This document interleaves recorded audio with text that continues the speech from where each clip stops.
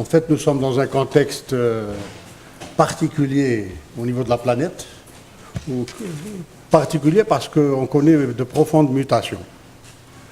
Il s'agira donc au niveau pour ce colloque de dire comment l'Algérie pourrait faire face aux besoins générés par la croissance démographique, notamment pour ce qui nous concerne, bien entendu, les besoins énergétiques.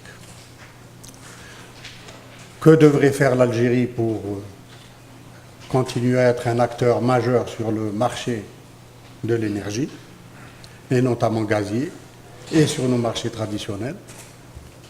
Et enfin, une préoccupation, bien entendu, pour notre pays, à l'horizon 2030 et au-delà, c'est de diversifier notre économie pour assurer une complémentarité durable avec la rente pétrolière et gazière.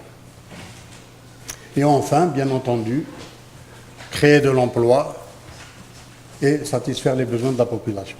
Voici un petit peu le cadre général de ce colloque.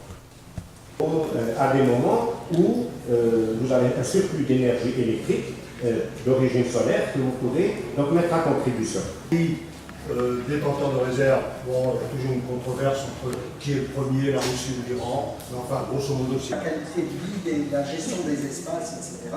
Et il y a nécessité de changer notre façon de voir et de percevoir les choses. Une modification radicale de nos comportements et de notre façon de voir et d'agir. Donc c'est pour vous dire que les acteurs qui peuvent intervenir pour faire avancer et réaliser des choses concrètes sur le terrain sont multiples. Le Club Énergie, c'est une association, c'est un club de retraités de niveau exécutif du secteur de l'énergie, clubs universitaires également. Et on se rencontre périodiquement et on discute de problèmes énergétiques. Et donc on s'est dit, pourquoi ne pas allier l'utile à l'agréable, pourquoi ne pas faire œuvre utile? Et donc en 2014, on avait discuté longuement et on avait dit, il n'y a pas d'une manière explicite de concept de transition énergétique en Algérie. Donc on a organisé un séminaire sur la transition énergétique, où on avait montré qu'il y avait une nécessité d'une transition énergétique, sinon on allait droit dans le mur. Et puis les autres colloques ont été dans la même ligne, ou lignée. C'est toujours la transition énergétique, mais quel facteur de succès pour assurer la transition énergétique? Quel modèle de consommation peut-il prendre? Quel modèle de croissance il faut mettre en œuvre, parce que le modèle actuel, qui est même jusqu'à maintenant, est un modèle qui est tiré par les hydrocarbures. Il faut sortir de cette dépendance des hydrocarbures et créer de la richesse, donc diversifier l'économie. Il faut un nouveau modèle de croissance.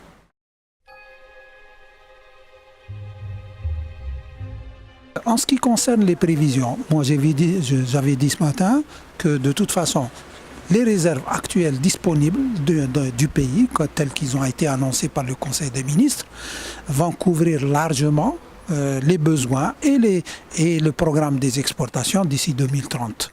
D'ici 2030, on n'a pas de gros problèmes à envisager, même si on n'a pas encore les énergies renouvelables, justement pour aider les hydrocarbures. Au-delà de 2030, j'avais présenté donc des scénarios qui vont jusqu'à 2050. L'électricité algérienne, elle est produite à partir du gaz à 99%. L'électricité de demain, ça va être la même chose. Et j'avais parlé donc du programme de la CREG qui annonce pratiquement un taux de croissance de la consommation électrique d'ici 2050 avec 5,5% par an. Ce qui fait qu'on va multiplier la consommation électrique du pays, les besoins de l'électricité, on va les multiplier par presque 7 fois d'ici 2050. La consommation du pays, elle est encore engagée à travers le gaz pour une consommation directe, c'est-à-dire l'énergie du gaz naturel qui va chez les gens, etc. Et cette consommation d'énergie directe, si on la projette avec une croissance simplement de 4%, le 4% il n'est pas inventé, c'est le bilan des 15 dernières années qui le donne. Donc j'ai pris 4% et on se retrouve en tant que besoin, juste pour satisfaire le marché durant les 35 années à venir, on aurait un besoin de 1600 milliards de mètres cubes. Quand on additionne les deux choses, l'électricité plus la consommation directe, ça nous ramène déjà à 3500 milliards de besoins. Aujourd'hui, nous en avons 2745. Et sans compter les exportations. Maintenant, si on rajoute de l'exportation, c'est à peu près de l'ordre de 2000 milliards qu'il va falloir mobiliser pour l'exportation, ça va nous ramener à 5500, quelque chose comme ça. C'est-à-dire le double des réserves que nous avons. Donc il faut doubler les réserves pour pouvoir assurer le marché, la consommation nationale et continuer à exporter. Et il n'y a pas d'autre solution que d'aller vers l'exploration encore, d'aller vers les énergies non conventionnelles, c'est-à-dire le gaz de schiste, parce que le gaz de schiste, on a quand même des chiffres qui sont très intéressants. Nous avons à peu près 10 fois Hasirmel. Si on arrive à récupérer 5 fois Hasirmel, c'est magnifique, on sera couvert jusqu'à l'an 2080. Il ne faut jamais oublier que nous avons des installations amorties. Donc nous pouvons, à la limite, vendre au coût marginal. C'est-à-dire le coût marginal, c'est $1. Donc personne n'est en compétition comme ça en matière de gazoduc et en matière de GNL. Personne. Ce gaz va venir de très loin. Le pipe qui doit faire, un pipe de 20 milliards de mètres cubes jusqu'en Italie, va coûter très cher. Donc ils ne sont pas compétitifs. Simplement pour des questions de sécurité d'approvisionnement, pour des questions de diversification de leurs importations, certains acteurs peuvent être amenés à importer ce gaz. C'est normal. Mais nous sommes les plus compétitifs en Méditerranée. Il n'y a aucun doute là-dessus. Vous avez 3 solutions. Soit le gaz s'aligne sur ses compétitions. Ces compétitions, c'est le CCGT, c'est-à-dire le charbon. Ou bien les énergies renouvelables demain. On a toujours évalué ce coût à 7-8$ le million de BTU. À 7-8$ le million de BTU, les chaînes gazières, notamment GNL, sont difficiles à construire. Difficile, cher. Donc, on peut avoir des problèmes. Ça, c'est la première chose. Le deuxième, c'est, supposons que la libéralisation aboutisse complètement en Europe. À ce moment-là, il n'y aura plus de contrats, au sens classique du terme. Contrat de long terme, etc. À ce moment-là, on se dirigera vers un marché qui fonctionnera un peu comme le marché pétrolier. Et à ce moment-là, s'il y a trop de gaz, les prix baissent. S'il n'y a pas assez de gaz, les prix montent. Donc vous vous retrouvez dans le scénario de l'OPEP. Il faut réguler la production. Et à partir du moment où il n'y a plus de contrat de long terme, ou plutôt la base des contrats de long terme a baissé, on a du gaz flexible qui pourra être produit à la demande, en fonction des intérêts des producteurs. Et je suis certain, moi, que les coûts des projets nouveaux seront tellement importants que le prix du gaz est obligé de monter pour pouvoir rentabiliser ces installations. Donc notre gaz en Algérie sera compétitif. Moi je suis pour les contrats à long terme, pas pour le plaisir, hein, pour une position dogmatique. Non. Position à long terme, ça veut dire garantie de revenus, stabilisation des revenus à long terme. On peut les continuer à les faire. Maintenant, si le marché ne le permet plus, à ce moment-là, on s'adapte. Et on s'adapte en vendant le gaz nous-mêmes sur le marché au fur et à mesure. Bon, on fera remarquer que déjà, notre partenaire d'Union Fenosa, la presse l'a révélé, a renouvelé son contrat pour 12 ans. Donc, ça veut dire qu'il y a des partenaires qui veulent bien renouveler pour 12 ans. 12 ans, c'est un contrat de relatif long terme. 12 ans, c'est pas mal. Si on renouvelle tous nos contrats à 10, au-delà de 10 ans, même 7, 8, 9 ans, c'est bien. C'est-à-dire que vous avez une visibilité sur 8 ou 10 ans. C'est bien. Lorsqu'on nous dit que les problèmes énergétiques et la sécurité énergétique du pays ne peut être basée que sur les énergies fossiles, je dis non, vous vous trompez. Nous avons des réserves incroyables. Et j'ai été plus loin en disant que la taille de ces réserves peut susciter des menaces. Et là, je me référais à l'ancien conseiller du président Bush qui avait dit à l'époque, « Monsieur le Président, déclarer le solaire du Sahara patrimoine mondial parce que les pays du Sahel ne peuvent pas exploiter ce potentiel. » Et vous avez vu la taille de ce potentiel. Vous pouvez, par ce biais-là, en fait, créer une dépendance énorme à l'ensemble de l'Europe. si on arrive à exploiter ce potentiel, on va préserver du gaz que nous pourrons utiliser, soit pour nos besoins, soit pour l'exportation. Et il faut aller encore plus loin. Si on exporte du gaz, 60% de ce gaz, c'est pour faire de l'électricité. Pourquoi ne pas exporter directement de l'électricité? Nous ne sommes pas arrivés à maîtriser notre consommation. Il n'y a pas d'efficacité ni d'économie d'énergie. Et je vous ai montré un schéma où on relevait qu'en 2030, pratiquement, c'était l'équivalent de 140 milliards de mètres cubes de gaz qu'il nous faudrait pour satisfaire les besoins qui ont été encore, à mon avis, sous-estimés, puisque ces prévisions n'intègrent pas la diversification économique et le développement industriel qui doit suivre cette diversification économique. Alors, j'attirais l'attention en disant attention, on va droit au mur si on ne prend pas les mesures qui doivent être d'abord d'ordre tarifaire. Il faut réduire le gaspillage. L'efficacité ne peut aujourd'hui passer que par une augmentation graduelle des tarifs pour la porter à 8 dinars le kilo. Ce sera suffisant parce qu'à 8 dinars, nous n'aurons plus besoin de subventionner l'électricité. Je réduis mes subventions d'un montant qui peut approcher les 30 milliards de dollars. Ça me donne tous les moyens de financer le programme de développement des énergies renouvelables. Donc je règle d'une pierre, je règle deux coups.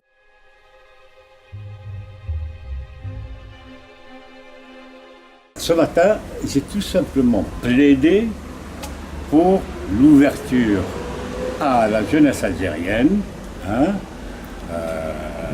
l'accès aux mines, tout simplement. J'ai essayé de plaider. Voilà.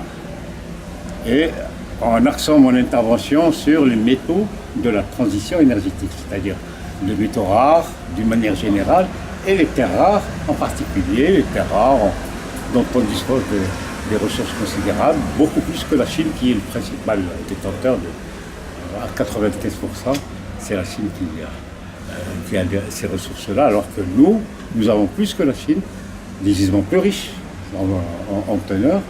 Et bon, tout ça est bloqué par deux articles de loi qui n'a plus raison d'être, etc. Voilà, et qui prend toujours en application.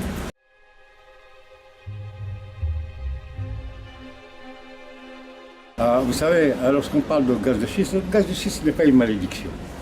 Je suis à contre-courant de l'opinion générale, mais ce n'est pas une malédiction.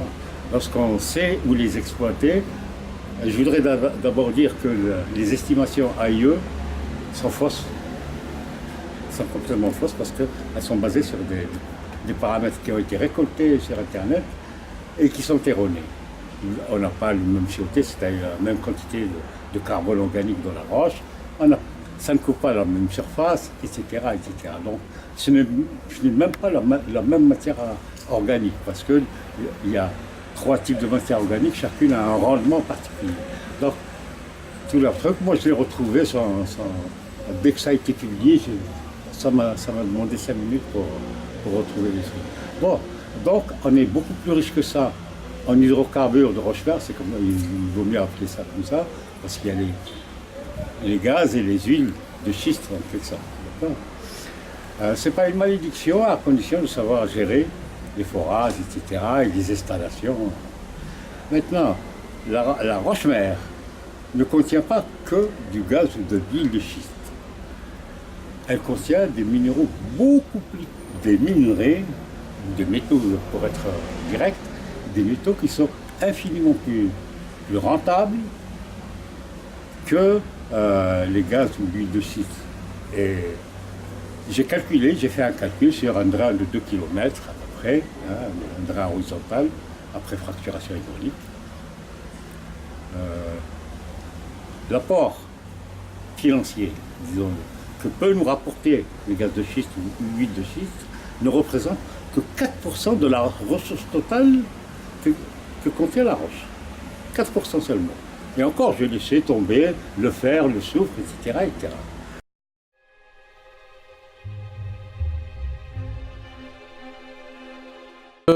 J'ai voulu insister sur 2 points qui m'ont paru essentiels à la clôture de ce colloque.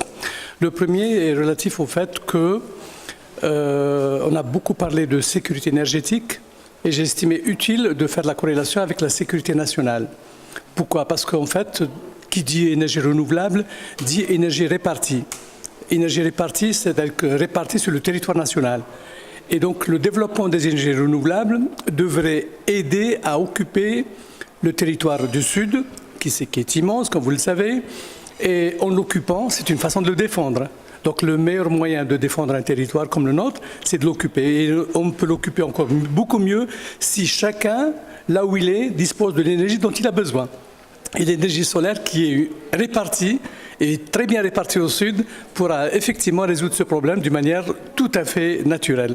Donc demain, si on est capable d'offrir à chaque citoyen, à chaque habitant, à chaque village, l'énergie dont il peut avoir besoin, ben, ce sera l'occasion de le fixer et de faire en sorte qu'il se sente bien là où il est, qu'il n'a pas besoin de venir au nord ni d'aller ailleurs.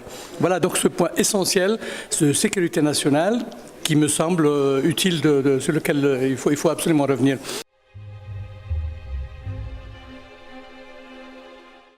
On a parlé de projection à l'horizon 2030, 2050, mais on n'a pas beaucoup insisté sur les ruptures technologiques, parce que c'est un domaine où des changements peuvent se produire d'une manière inattendue et qui peuvent remettre en cause totalement les schémas qui ont été proposés.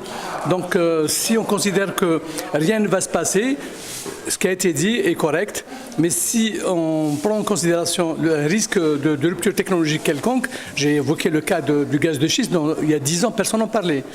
Le gaz de schiste est une technologie qui est apparue, qui a changé complètement la donne et qui a fait en sorte que les Américains qui étaient à un moment donné importateurs sont devenus exportateurs. On a parlé de stockage par des piles à combustible en utilisant l'hydrogène. Ça, ce n'est plus une question de batterie, c'est une révolution qui est en train de se préparer. Si demain on est capable de développer les piles à hydrogène, c'est quelque chose qui va changer complètement la donne et dans notre intérêt naturellement, parce que nous sommes parmi les mieux lotis en matière d'énergie renouvelable. L'Algérie est l'un des pays les plus riches et c'est une richesse qui nous profitera en premier. La première action, c'est d'abord l'économie d'énergie, à mon avis. Il faut activer, et on peut activer dans ce domaine-là beaucoup plus rapidement que la réalisation du programme de mise en œuvre des économies renouvelables, des énergies renouvelables, pardon. La deuxième action, c'est ce que vient de dire M. Aït-Lassine. Le problème de l'Algérie, c'est un problème de rente. Ce n'est pas un problème de ressources énergétiques.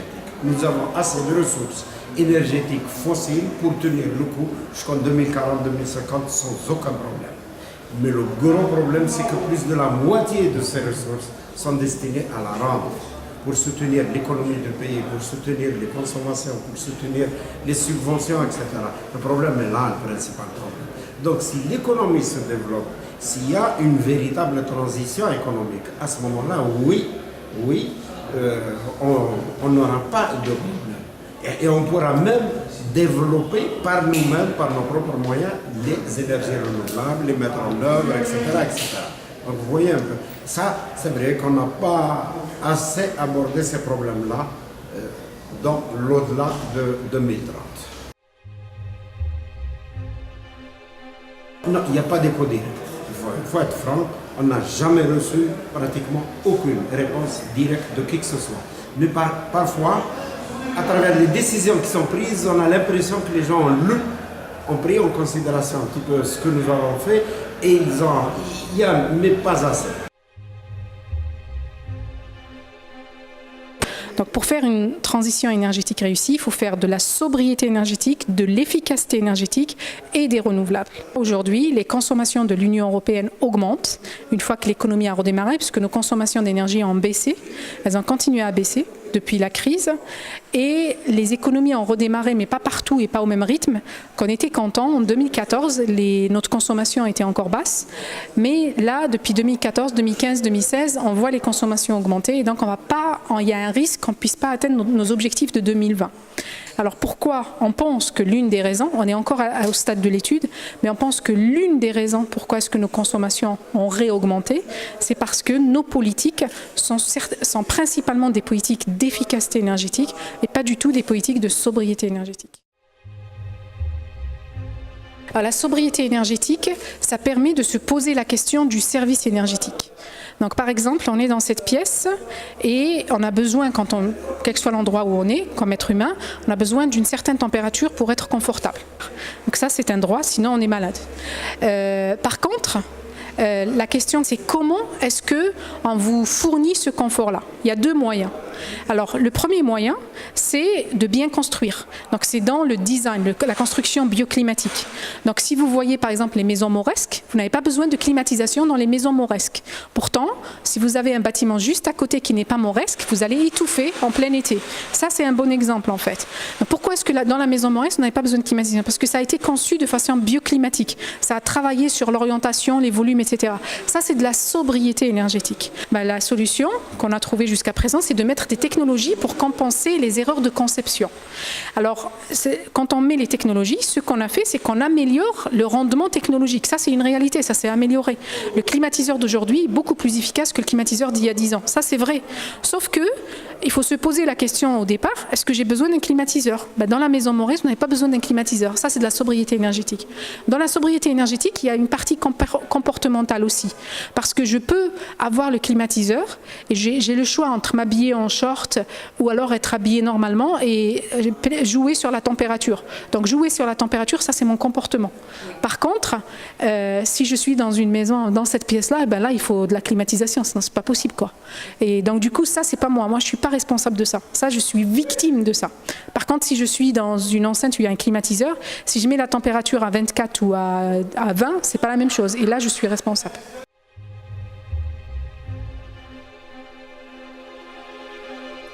En fait, le secteur du bâtiment, c'est le secteur qui consomme le plus, c'est 40% de la consommation finale. Ensuite vient le transport et puis vient l'industrie parce qu'il y a de moins en moins d'industries et surtout d'industries énergivores en Europe. Si vous habitez Paris, vous pouvez vous permettre de ne pas posséder de voiture. D'accord? Parce qu'en fait, il y a un réseau de transport en commun qui vous permet de vous déplacer, parce que votre besoin, ce n'est pas un besoin d'utiliser une voiture, votre besoin à vous, c'est un besoin de mobilité. Donc ça, c'est un droit. Vous avez droit à la mobilité, vous allez où vous voulez, c'est vous qui décidez, c'est votre décision en tant que citoyen. Après, comment répondre à votre besoin de mobilité? Il y a deux moyens. Il y a un premier moyen, c'est on met en place un réseau de transport en commun qui est géré de façon centralisée et donc plus optimisé en fait, et c'est les pouvoirs publics qui gèrent ça ou alors en régie avec des partenaires privés. Mais en tout cas, moi, citoyenne, je ne me soucie pas du tout de ça. Moi, je paye mon abonnement au transport en commun et donc j'utilise les transports en commun. Ça s'arrête là, mon rôle s'arrête là. Il y a un autre moyen de répondre à votre besoin de mobilité, c'est que vous faites des autoroutes et des routes et vous donnez des crédits à des taux mais vraiment très intéressants pour que les gens s'achètent les voitures. Ça, c'est le cas d'Alger.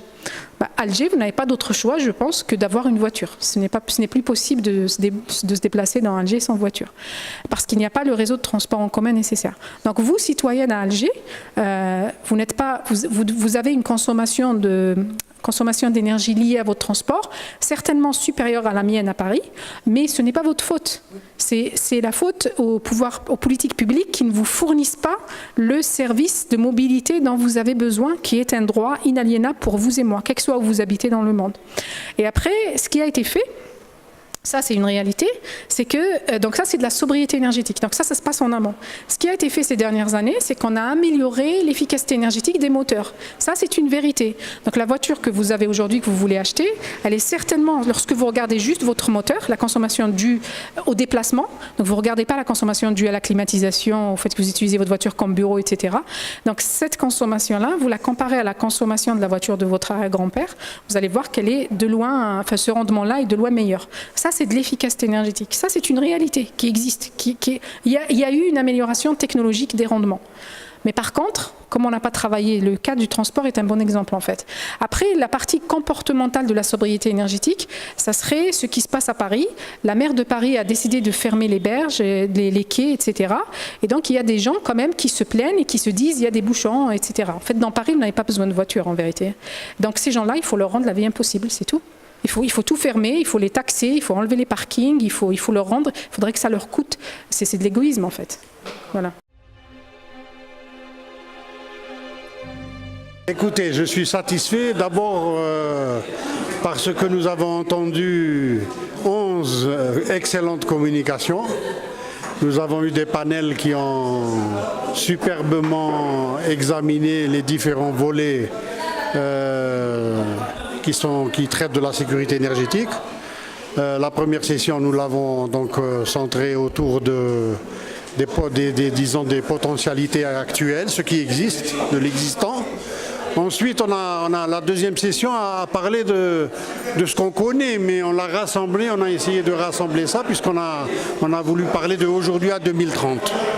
À 2030, il y a une population algérienne qui augmente, il y a des besoins qui augmentent, il y a donc une offre qui arrive à la limite de ce qu'elle peut offrir, il y a des nécessités de développer le non conventionnel, il y a des nécessités d'améliorer l'efficacité énergétique, il y a des nécessités de développer le renouvelable. Et tout ça, ça pose des défis, hein, très certainement, pour un pays comme le nôtre, surtout dans une période de rareté des ressources financières. Donc c'est une problématique importante. Et pourtant, le problème est là. Il faut trouver une solution.